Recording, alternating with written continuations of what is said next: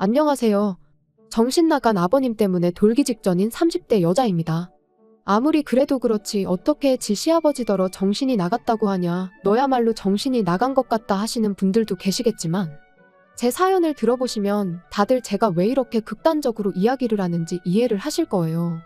나이를 먹었으면 나이값을 하라는 말이 왜 있는지 제가 정말 저희 아버님을 보고선 뼈저리게 깨달았다니까요. 하긴 저희 아버님이 나이값만 못하시는 게 아니고 솔직히 남편한테 말은 못했지만 아예 인간 같지가 않을 때도 많았어요. 아무튼 이런 이야기를 혼자만 알고 있자니 기가 막히고, 그렇다고 지인들한테 하자니 제 얼굴에 침 뱉기 같기도 하고, 그래서 이렇게 사연을 보내니 들어보시고 한번 판단 좀 해주세요. 혹시 제가 너무하다 싶으시면 질책해주셔도 좋고요. 일단 남편하고 저는 지인의 소개로 만났어요. 딱히 연애에는 관심이 없어서 직장과 집만 오가던 저를 안타깝게 여긴 지인이 한번 만나보기나 하라며 만들어준 자리였지요. 거절하기도 뭐하고 조금 궁금한 마음도 있다 보니 못 이긴 척 나간 자리였는데 웬걸요. 남편이랑 처음부터 대화가 너무 잘 통하는 거예요. 그래서 2번, 3번 만나다가 정식으로 교제를 시작했습니다. 그리고 사귀면서 알게 된 건 저희 남편이 요즘엔 그렇게 보기 힘들다는 개천에서 난 용이었단 거였죠. 소위 깡촌이라 불리는 시골에서 나고 자란 데다가 아버님께서 남편 역할, 아버지 역할 뭐 하나 제대로 하신 게 없으셨다 보니 어머님이 농사도 지으시고 다른 집 일도 도와주시고 한마디로 실질적인 가장의 역할을 하시며 남편 뒷바라지를 해주셨다나요? 그리고 그런 상황을 일찍이 깨달은 남편은 죽어라 공부해서 소위 사람들이 말하는 출세를 한 거였고요. 누가 그러대요. 개천에서 난 용하고 결혼하면 개천으로 빨려 들어간다고. 그리고 아닌 게 아니라 제가 결혼한다는 이야기를 꺼냈을 때 주변에서들 얼마나 말렸는지 몰라요. 결혼은 연애하고 달라서 남편감 하나만 보면 안 된다고. 부모님 노후도 생각해야 하고 재산도 봐야 하고 결혼은 현실이라면서 말이죠. 그리고 저도 그 말이 아주 틀린 말이라곤 생각치 않습니다. 하지만 그렇다고 조건만 따지느라 사랑하는 사람을 놓칠 수는 없는 노릇이잖아요. 그래서 여러 사람의 만류에도 불구하고 결국 저희는 부부의 연을 맺었네요. 그런데 실은 제가 사람들에게 말하지 않은 이유가 하나 더 있는데, 제가 결혼을 결심하게 된 이유에는 저희 어머님도 있었습니다. 남편에게 프로포즈를 받고 얼마 지나지 않아 처음 시댁에 인사를 드리러 가던 날이었어요. 전날 남편하고 같이 사둔 어머님 아버님 선물을 챙겨서는 이른 아침부터 4시간을 달려내려갔는데 제가 너무 긴장을 했었는지 안 하던 참을미를 다하고 정말이지 컨디션이 말이 아니었거든요. 그리고 그런 저를 보신 어머님께선 서울 아가씨가 여기까지 오느라 고생이 많았다며 계속해서 이거 먹어라 저거 먹어라 권하시기만 하실 뿐 부엌 근처에는 아예 얼씬도 못하게 하셨습니다. 그뿐인가요? 제가 가져간 선물들을 보시고는 고맙다 잘 먹겠다. 솔직히 그렇게 비싼 것들도 아니었는데 어찌나 좋아해 주시던지 나중엔 제가 다 민망할 지경이었죠. 그리고 이후로도 정말 생일상 같은 점심상도 차려주시고 서울에 올라올 땐 저희 부모님 가져다 드리라며 말린 나물을 비롯해서 이것저것 한 보따리 챙겨주셨으니 이런 어머님 밑에서 자란 남편이라면 더더욱 확신을 가져도 되겠다 싶더라고요. 그래서 그때 정말 확실히 결혼을 결심했네요. 하지만 하늘도 무심하시지. 저희가 식을 올리고 얼마 지나지 않았을 때였어요. 평소처럼 회사에 출근해 일을 하고 있는데 남편에게서 전화가 오대요. 참고로 저희는 평소에 특히나 서로 일하는 시간에는 자주 연락을 주고받는 타입이 아니에요. 그렇다 보니 남편이라고 핸드폰에 뜬 순간 본능적으로 무슨 일이 생겼나 싶었습니다. 그리고 아니나 다를까 전화를 받으니 남편이 다급한 목소리로 지금 어머님이 병원에 계시다며 내려가 봐야 할 것 같다는 거예요. 그래서 저도 일단 회사에 반차를 내고 불이 나게 어머님이 계시다는 병원으로 향했지요. 그리고 그렇게 도착한 병원에서 보게 된 어머님의 상태는 제가 예상한 것보다 훨씬 안 좋았습니다. 의사도 저희 부부에게 마음의 준비를 하란 식으로 얘기를 했을 정도였으니까요. 그런데 그런 와중에 저희 부부를 더 힘들게 한 건 아버님이 보이신 태도였어요. 어머님이 그렇게 누워 계신데 무슨 생각이신 건지 어디서 아이스커피는 사오셔가지고 그걸 쪽쪽 빨아드시면서 전화로 합의금은 얼마나 받을 수 있을지 여기저기 물어보고 계셨거든요. 아무리 남녀간에 정없이 자식 때문에 살았다고 해도 같이 산 세월이 있는데 어떻게 저럴 수가 있나 싶은 게 솔직히 사람 같지도 않대요. 참고로 남편에게 듣기론 아버님이 도박 문제, 여자 문제로 그렇게 일평생 어머님 속을 썩이셨는데 그럼에도 불구하고 어머님이 끝끝내 이혼을 안 하신 건 어머님이 아버님을 버리면 아버님이 그 길로 저희 남편한테 가서 행패를 부릴 게 불보듯 뻔하다고. 그래서 안 하신 거라고요. 그런데 결국 어머님만 불쌍하게 됐으니 정말 신이 있긴 한 건가 싶더라니까요. 한편 어머님은 입원한 지 6일째 되던 날 세상을 떠나셨습니다. 그리고 황당하게도 아버님께선 당연하단 듯이 저희 집에서 지내시겠다며 고집을 부리기 시작하셨죠. 네 엄마도 없는데 내가 그 시골에서 혼자 어떻게 지내냐면서요. 그런데 문제는 그 무렵 저도 남편도 말 그대로 힘이 없었어요. 그런 아버님하고 옥신각신 실랑이를 할 여유도 없었고요. 그래서 마음대로 하시라고 했습니다. 와서 계시려면 계시라고요. 그런데 그렇게 올라오신 지 한 3주나 지났나. 아버님이 정말 크게 역성을 내셨습니다. 당신이 와 있는데도 저희 둘 다 나 몰라라 하고 저희 할 일만 하는 게 싸가지가 없다면서요. 그리고 그런 아버님의 말씀에 당연히 저희가 억울할 수밖에 없었던 게 그럼 뭐 회사를 관두기라도 했어야 하나요? 게다가 아버님이 좋은 일로 저희 집에 와 계시는 게 아니고 어머님이 돌아가셔서 혼자 못 지내시겠다고 와 계셨던 건데 그런 아버님을 모시고 여기저기 놀러라도 다녔어야 하냔 말이죠. 그래서 제가 결국 아버님께 너무하신다고 한마디 했어요.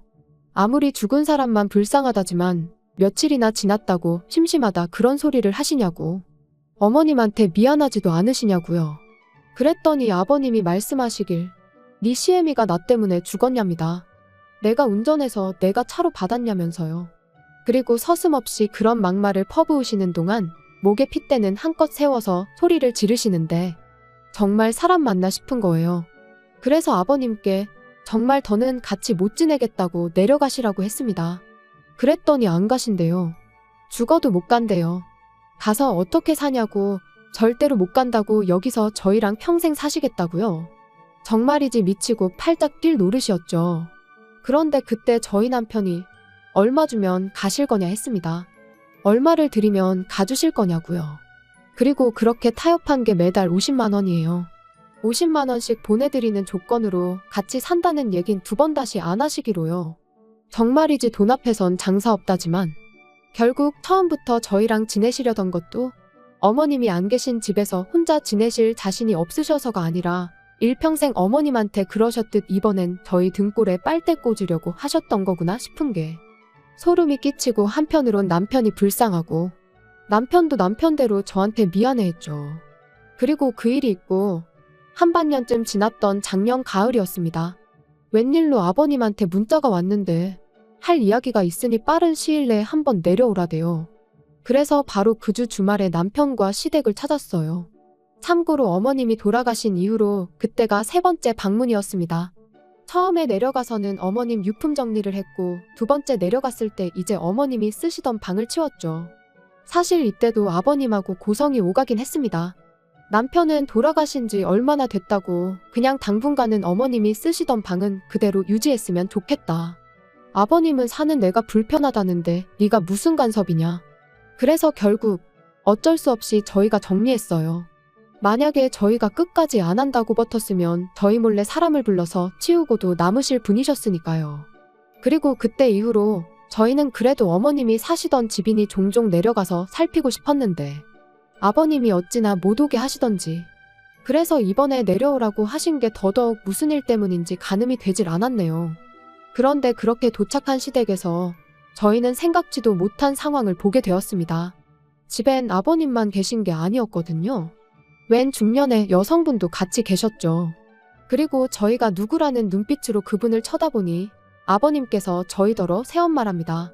당신하고 결혼할 여자니까 저희한텐 새엄마라고요. 기가 막히대요.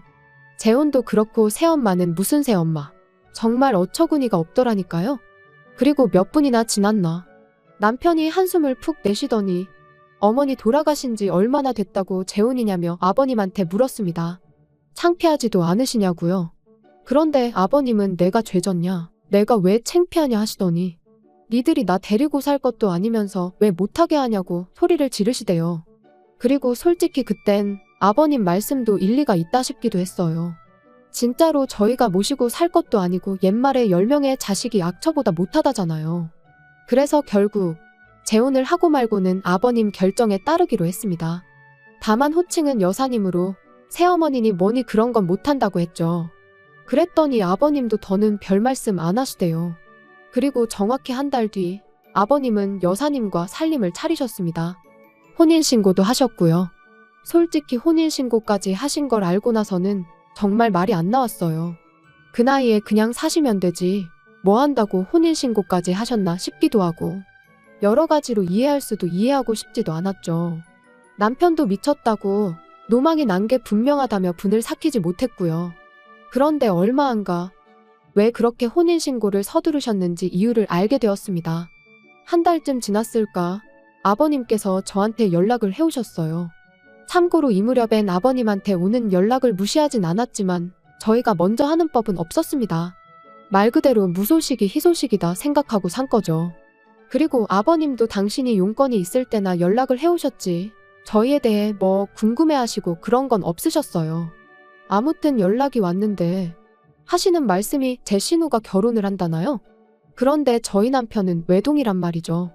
그래서 무슨 말씀이시냐 물으니까 이렇게 말귀를 못 알아듣는다며 타박을 하시는데 그제서야 아버님과 재혼한 여사님한테 딸이 하나 있다는 게 생각났습니다. 저보다 4살 어린 아가씨였죠. 신우라는 호칭이 거북스러웠지만 아버님하고 통화가 길어지는 것도 원치 않았기에 아 그러냐고 축하한다고 전해주세요 했습니다. 그랬더니 아버님께선 저더러 직접 하라며 그래서 말인데 돌아오는 주말에 상견례가 잡혔으니 남편하고 내려오래요. 그래도 번듯한 직장 다니는 저희가 나가야 우리 쪽 어깨에 힘이 좀 들어갈 것 같다면서요. 그리고 그날 밤 퇴근한 남편에게 아버님이 하셨던 이야기를 전하니 남편이 답답한지 자기 가슴을 내리치면서 진짜 미쳐도 곱게 미쳐야 하는 거 아니냐고 자기 아버지인데도 불구하고 아주 신랄하게 욕을 하대요. 그리고 저도 오죽하면 저러겠나 싶어서 같이 호응만 했지 말리진 않았어요. 솔직히 가야 하나 말아야 하나 고민이 많았습니다. 왜 우리가 생판남이나 다름없는 모녀 길을 살려주려고 그 먼 곳까지 가야 하나 싶었고 아버님이 너무 미워서 가기 싫은 것도 있었죠. 그런데 어째서인지 남편이 가자더라고요. 가서 그 아가씨랑 결혼할 남자한테 적어도 자기 아버지가 어떤 사람인지 말이나 해줘야겠다면서 말이에요. 그리고 저는 엄밀히 따지면 그 아가씨는 죄가 없지 않나 싶어서 저희 남편의 생각이 썩 마음에 들진 않았습니다. 하지만 또 한편으론 제가 무슨 선생님도 아니고 남편한테 옳고 그름을 논할 상황인가 싶대요. 솔직히 아버님이 이를 이 지경으로 만들었다 싶은 생각도 들었고요. 그리고 그렇게 돌아온 주말 아버님이 말씀해주신 식당을 찾았는데 저희를 뒤따라 들어온 차에서 아버님이랑 두 모녀가 내리대요. 그리고 그걸 본 저희 남편이 저 차는 누구 차지 그러는데 제 기억에도 아버님은 물론이고 그 여사님도 차가 없었단 말이죠. 그래서 제가 먼저 아버님께 다가가 인사를 드렸습니다. 그리곤 차는 누구 차냐 물었더니 여사님 딸이란 아가씨가 입을 삐죽이더니 아빠가 사준 거래요. 저희 아버님을 말하는 거였죠. 그리고 순간 합의금이 떠올랐습니다. 어머님의 사고로 받은 합의금이 대략 5천 정도로 알고 있는데 저는 물론이고 남편도 그 돈은 아예 생각을 안 하고 있었어요. 왜냐하면 솔직히 저희 둘 다 아버님한테 감정이 좋진 않았지만 아버님이 노후 준비는 전혀 안 되어 계신 걸 알고 있었기에 그 돈은 아버님이 노후에 쓰셔야 한다고 생각했거든요. 그런데 그 돈으로 차를 사주신 게 분명했습니다. 그래서 남편에게 살짝 이야기를 해주니 남편이 그새 아버님께 가서는 진짜냐고 따졌고 아버님은 아버님대로 내 돈으로 내가 사줬는데 네가 왜 난리냐는 식이셨지요. 그리고는 네가 평소에 잘했으면 너 사줬을 거라고 그러시는데 뭐가 문제인지조차 모르시는구나 싶은 게 참으로 답답했네요. 남편은 그런 아버님께 어떻게 엄마 목숨값을 그런 식으로 쓸 수가 있냐면서 울분을 토했습니다.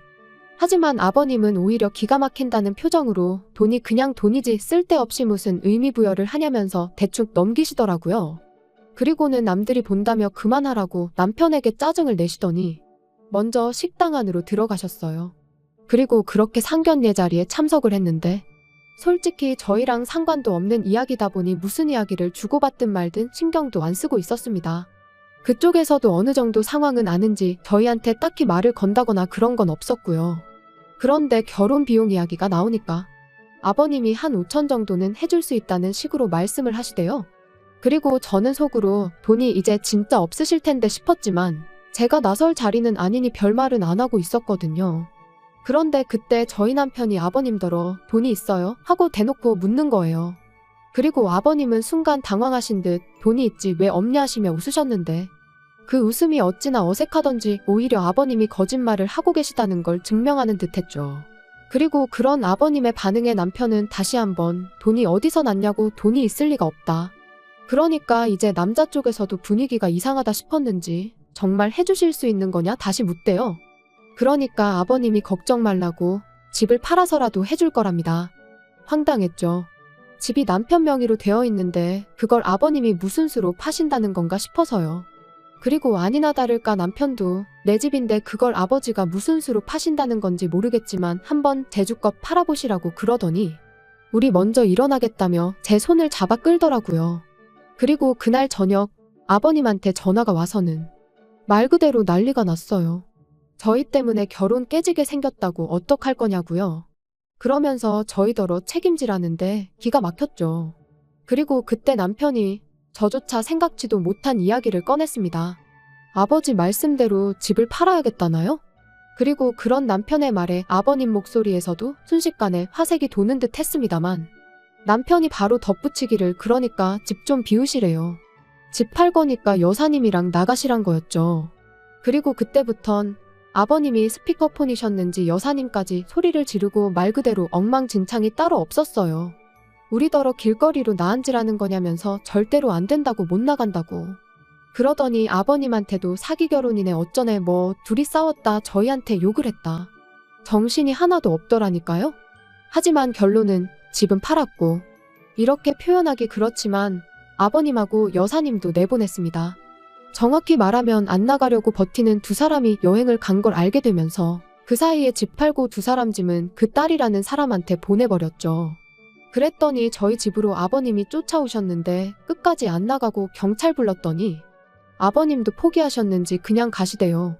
그런데 아버님 성격에 또 언제 무슨 짓을 하실지 모르기에 저희도 이사를 하는 쪽으로 지금 결정을 내린 상황이에요. 그리고 뭐 그때 보니까 벌써부터 아빠니 딸이니 하고 잘 지내시던데요 뭐. 저희 남편은 그냥 아버님 일이라면 이제 치가 떨려서 돌아가셨다고 해도 아무렇지도 않을 것 같답니다. 그리고 저는 뭐 남편이 그렇다는데 굳이 나서고 싶은 생각도 없어요. 다 큰 성인인데 알아서 하겠죠 뭐. 괜히 어설프게 나서서 제 팔자 제가 꼬고 싶은 생각은 요만큼도 없으니까 앞으로도 그냥 남편이 하자는 대로 하는 게 베스트일 것 같네요.